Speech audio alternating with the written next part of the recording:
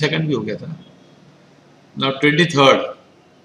Suppose the income of residents in a locality increased by 50% and quantity of gel pens increased by 20%. What will be the income elasticity of demand for gel pen? Now here income कितना बढ़ा 50% और demand कितना बढ़ा 20%. तो 20% upon 50% कितना होगा? 20% change in demand upon change in income. तो ये आंसर आएगा 0.4. आता है? आंसर क्या होगा? 0.4 आएगा. Okay. When can we say that gel pen? We can say that gel pen in economic sense is a normal good. क्या है? इसका इलास्टिसिटी देखो, जेल पेन का उसने डिमांड किया था और नॉर्मल गुड क्यों है? क्योंकि उसका प्राइस 10 से 15 हुआ तो डिमांड 120 से 60 हो गया ना. तो फिर जेल पेन नॉर्मल गुड्स है ना. गिफन गुड्स में उल्टा होता है. Suppose the demand for meals at a medium price restaurant is elastic. Demand elastic है. If the management of the restaurant is considering raises prices, it will be expecting a large fall in quantity demanded, large fall in demand, small fall in quantity demanded. Now see here, जब price change होता है ना तो quantity demand होता है. अगर demand elastic है तो डिमांड बहुत तेजी से कम होगा ना.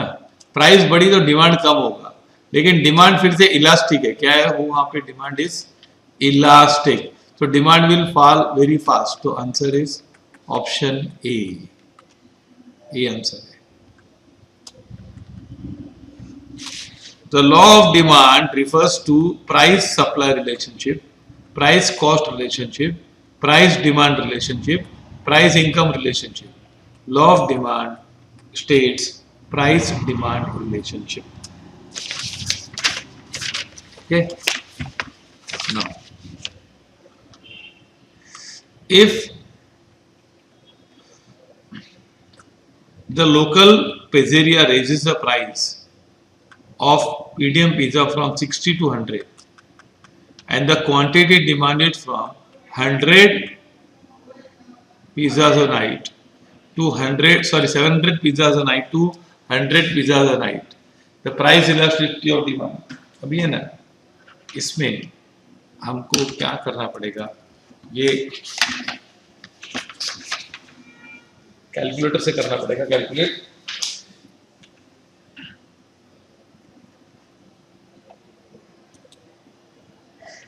नहीं, प्राइस क्या था पहले?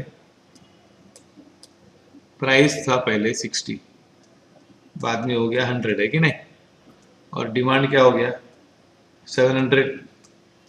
ओहो सॉरी,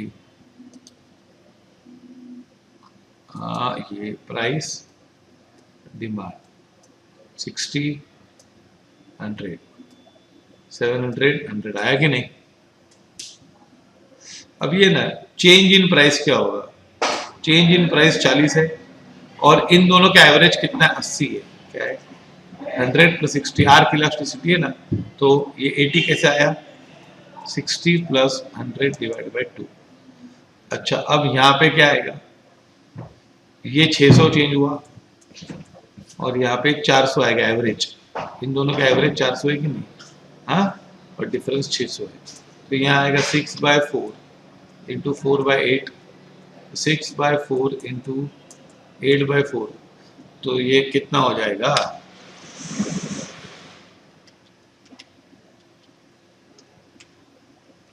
आंसर क्या आएगा? 3 आंसर है. आर की इलास्टिसिटी आंसर है 3. ओके, ये रहा answer D. Okay. Suppose the consumer income increases from 30,000 to 36,000. As a result of consumers increase, her purchases of compact discs from 25 CDs to 30 CDs. What is the income elasticity of demand? Use average method. अभी ये भी ऐसा है, income और demand है. Income कहाँ से कहाँ बढ़ गई? 30,000 से 36,000 बढ़ गए. और डिमांड कहाँ से बढ़ गया? 25 टू 30, है ना. तो ये क्या होगा? चेंज इन डिमांड क्या होगा? 5 डिवाइड बाय 27.5, है ना, इनका एवरेज. और इनकम का क्या चेंज होगा? 6,000 डिवाइड बाय 33,500, नहीं 33,000. ओके. 5 divide by 27.5, 6,000. ये 5 में आया ना, डिमांड 5 बढ़ा. और एवरेज कितना? एवरेज 27.5. ये 6,000 प्राइस बढ़ी और 33,000 क्यों लिया? एवरेज लिया ना. तो क्या करो, calculator low. 5 divide by 27.5 into 33,000 divide by 6,000. तो आंसर 1 आता है. 1 आंसर है. ओके, 1 आता है. ओके, ठीक है. अब सम number 29. If the quantity demanded of beef increases by 5% and when the price of chicken increases by how much? 20%. तो cross elasticity of demand is 5% upon 20%. कितना होगा? 5% चेंज इन डिमांड है और प्राइस ऑफ चिकन इज 20% बढ़ा है. तो answer आएगा positive आएगा, क्योंकि दोनों इंक्रीज है ना. देखो, इंक्रीज इन बीफ, डिमांड भी बढ़ा है और प्राइस भी बढ़ी है. प्राइस चिकन की बढ़ी है, that is substitute goods. Okay, तो क्या आंसर आएगा? 0.25. ओके, 0.25 कैसे आया? पता चला कि नहीं? 5% अपॉन, दोनों प्लस है ना. हाँ, तो ये 0 प्लस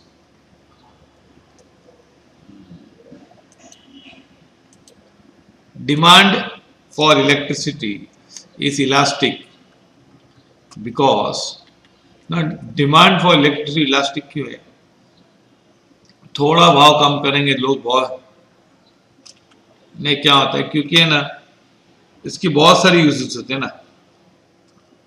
जो चीज के ज्यादा यूज होते हैं ना, अब उस हाँ सब, हाँ very good very good. Computer में, फैन में, सब जगह यूज होता है कि नहीं? हाँ, तो इसलिए उसका डिमांड बढ़ जाता है फटाफट, है ना. गिवन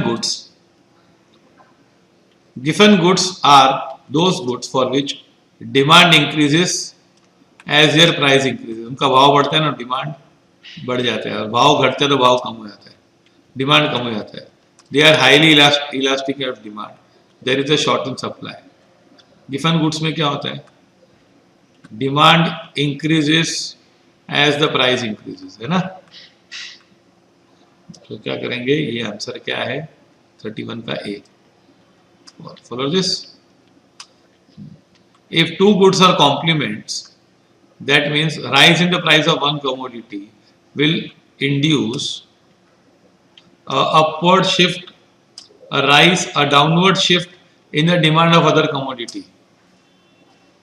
एक कमोडिटी कॉम्प्लीमेंट्री है ना, दोनों साथ में खरीदते हैं. सुनो, है ना. हाँ, दोनों साथ में खरीदते हैं. जैसे मोबाइल और मोबाइल का कवर साथ में खरीदते हैं कि नहीं? कवर अलग से खरीदते हैं ना, मोबाइल कॉम्प्लीमेंट्री है ना. तो अगर मोबाइल का भाव बढ़ जाएगा बहुत, तो मोबाइल का डिमांड कम हो जाएगा ना, मोबाइल फोन का. Rise in price of one commodity, तो उसे कवर का डिमांड भी कम हो जाएगा ना. लेकिन कवर का डाउनवर्ड शिफ्ट हो जाएगा ना, उसको डिक्रीज इन डिमांड बोलते हैं. क्या बोलते हैं उसको? Decrease in demand. हाँ, डाउनवर्ड शिफ्ट हो जाएगा. If the quantity of CD demanded increases from 260 to 290 in response to an increase in income from 9,000 to 9,800, the income elasticity of demand is approximately if the quantity of CDs, अभी ना CD की quantity क्या हो गई है देखो, 260 से लेकर आ गई है कितनी, 290 बढ़ गई है। और इंक्रीज इन इनकम कितनी है, इनकम कितनी बढ़ी है। अब आप लोग चेंज करोगे, देखो क्या है कि डिमांड कितनी बढ़ी है, 230 बढ़ी है अपॉन 275, क्यों, 260 और 290 का मध्य बिंदु ना, और यहाँ पे 800 डिवाइड बाय 9400, ये 9000 और 9800 का डिफरेंस है। अभी कैलकुलेटर पे क्या करो, 30 divide by 275 into 9400 divide by 800 करके देखो आंसर क्या आता है, 1.28। तो इसमें 1.3 ले लो, ओके। हाँ, अच्छा, अगर हम सीधी तरह से ले 30 divide by 260 upon 800 divide by 9000, ये स्पेसिफिक, हाँ ये हमने एवरेज नहीं लिया, 30 divide by 260 into 9000 divide by 800, हाँ तो ये 1.3 इधर से आता है, ये 1.29 आता है। तो ये इसने यहाँ पे आर्क इलास्टिसिटी मेथड यूज नहीं किया है, इसने प्रोपोर्शनेट मेथड यूज किया। क्या यूज किया है, प्रोपोर्शनेट मेथड। एनीवे आंसर 1.3 आता है, उसमें 1.28 आ रहा था, 1.3 लिख दो, ओके। क्या होता है इलास्टिसिटी ऑफ डिमांड में जब प्रॉब्लम आएगा ना, जैसे देखो अभी हमने ये दो सम किए ना, ये इसमें हमने क्या लिया, एवरेज लिया ना, 260 से 290 पहुंचा तो एवरेज लिया 275, और ये 9000 से 9800 गया तो हमने एवरेज लिया 9400, और यहाँ पे एवरेज नहीं लिया, 260 लिया और ओरिजिनल इनकम लिया। तो अब है ना, दोनों में इलास्टिसिटी ऑफ डिमांड में आएगा ना, दोनों में चेक करके देखने का, क्योंकि कभी कभी वो लोग आर्क इलास्टिसिटी को राइट देते हैं, कभी कभी वो लोग ऐसे पॉइंट इलास्टिसिटी करते हैं। तो हम लोग दोनों मेथड से क्या चेक करेंगे अभी से, और ऑप्शन में होप करते हैं कि दोनों आंसर नहीं हो बस, ओके। हाँ अभी देखो यहाँ पे दोनों करेंगे। If the quantity of x demanded increases from what 8 to 12 in response to increase in the goods y, price of goods y, भाव किसका बढ़ा, y का, y का भाव बढ़ा, तो बताओ y का डिमांड कम हो गया होगा, और उसकी वजह से x का डिमांड बढ़ गया। तो इन लोग क्या है, कॉम्प्लीमेंट्री है कि सब्स्टिट्यूट है। अगर दूसरे का डिमांड बढ़ता है तो हमारा डिमांड भी बढ़, दूसरे का डिमांड कम हुआ तो हमारा डिमांड बढ़ गया, तो हम लोग सब्स्टिट्यूट होंगे ना उसके। तो वाई, बोलो, हेलो बोलो, यस, क्या हुआ बताओ, वाई का डिमांड कम हो गया होगा ना, और x का डिमांड बढ़ गया, x का डिमांड बढ़ गया, तो x का डिमांड बढ़ गया है क्योंकि y का डिमांड कम हो गया, तो x और y सब्स्टिट्यूट्स होंगे, क्या होंगे, हाँ, क्योंकि अगर कॉम्प्लीमेंट्री होते हैं तो एक का डिमांड कम होता है, दूसरे का भी कम हो जाता है ना, ये सब्स्टिट्यूट है। अब प्रॉब्लम है कि 0.35 आंसर है कि 0.25, अब देखो वो चेक करना पड़ेगा ना, क्या है, प्राइस 23 से 27, 23 से 27, और डिमांड क्या हुआ है, 8 से 12, हाँ कि नहीं। अभी यहाँ पे क्या है, 4 प्राइस है ना, प्राइस, डिमांड कितना है, 4 डिवाइड बाय 10 है कि नहीं, एवरेज, हाँ, और ये क्या है, 4 डिवाइड बाय 25 है कि नहीं, तो 2.5 आता है ना। हाँ, अगर हम एवरेज करके देखें, एवरेज नहीं ले रहे समझो, तो 4 डिवाइड बाय 27 है ना, ये प्राइस होगा, सॉरी 4 डिवाइड बाय 8 डिमांड होगा और 4 डिवाइड बाय 23 23 से 27 गया ना, हाँ, तो 4 बाय 8 इंटू 23 बाय 4, तो 23 बाय 8 कितना होता है, 2.875। हाँ, पर ये नहीं तो ये मेथड यूज किया ना अपने को, दोनों मेथड से चेक किया है ना, हमने आर्क भी यूज किया और परसेंटेज मेथड भी यूज किया। ओके, हाँ एक मिनट, हाँ ये 3 का demand for final consumption arises in demand for final consumption, final consumption मतलब आगे बेचेगा नहीं, house hold sector and government sector दोनों में आएगा ना, हाउस होल्ड वाले भी खरीदते हैं, फिर गवर्नमेंट भी खरीद के बेचती नहीं है, both house hold and government sector. Answer क्या आएगा, सी आएगा। Follow this.